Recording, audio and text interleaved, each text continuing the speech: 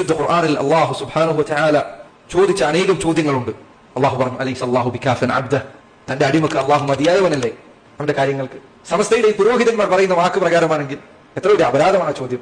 എങ്ങനെയാണ് അതിന്റെ ഉത്തരം പറയേണ്ടത്? അല്ലാഹുവേ, നീ മതിയാവില്ല, മധ്യസ്ഥന്മാർ വേണം, ഇടയാളന്മാർ വേണം, നമ്മൾ നേരിട്ട് ചോദിക്കാൻ പറ്റില്ല.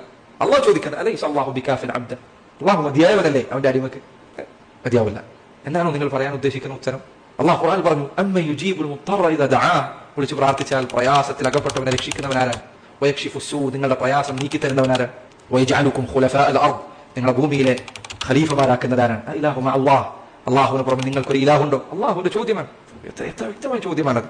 എത്ര ആയത്തുകളിലാണ് അല്ലാഹുവിന്റെ റസൂൽ അല്ലാഹു സുബ്ഹാനഹു വ തആല നമ്മെ കൊണ്ട് ഹസ്ബി അല്ലാഹ് ഹസ്ബുനല്ലാഹ് എന്ന് പറയിപ്പിക്കുന്നത്? എന്താ അതിന്റെ അർത്ഥം? ഹസ്ബി അല്ലാഹ് ഹസ്ബുനല്ലാഹ്, എനിക്ക് അല്ലാഹു മതി, അല്ലെങ്കിൽ ഞങ്ങൾക്ക് അല്ലാഹു മതി. അല്ലാഹു സുബ്ഹാനഹു വ തആല സൂറത്തുൽ ബഖറയിൽ പറയുന്നു, വഖാല റബ്ബുക്കും ഉദ്ഊനി അസ്തജിബ് ലക്കും, ഉദ്ഊനി, നിങ്ങൾ എന്നോട് ദുആ ചെയ്യുക, അസ്തജിബ് ലക്കും, ഞാൻ നിങ്ങൾക്ക് ഉത്തരം നൽകാം.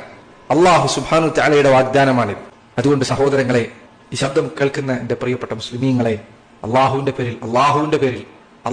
പേരിൽ എന്നെ നിങ്ങളെ സൃഷ്ടിച്ച റബ്ബിന്റെ പേരിൽ, അല്ലാഹുവിന്റെ പേരിൽ എന്റെ പ്രിയപ്പെട്ട മുസ്ലിമീങ്ങളെ, നിങ്ങൾ ഈ വാദം അല്ലാഹുവിന് പുറമെയുള്ളവരെ വിളിച്ച് ദുആ ചെയ്യുക എന്ന വാദം അവസാനിപ്പിക്കണം. അത് നിങ്ങളുടെ പരലോകത്തെ പരിപൂർണമായി നശിപ്പിച്ചു കളയുന്നതാണ്. ആലോചിച്ചു നോക്കൂ, നിങ്ങൾ കാലാകാലം അവസാനമില്ലാതെ നരകത്തിൽ പോകാൻ കാരണമാകുന്ന തിന്മയാണിത്. അതുകൊണ്ട് ഈ തിന്മയിൽ നിന്ന് വിട്ടുനിൽക്കുക, ശിർക്കിൽ നിന്ന് അകലം പാലിക്കുക.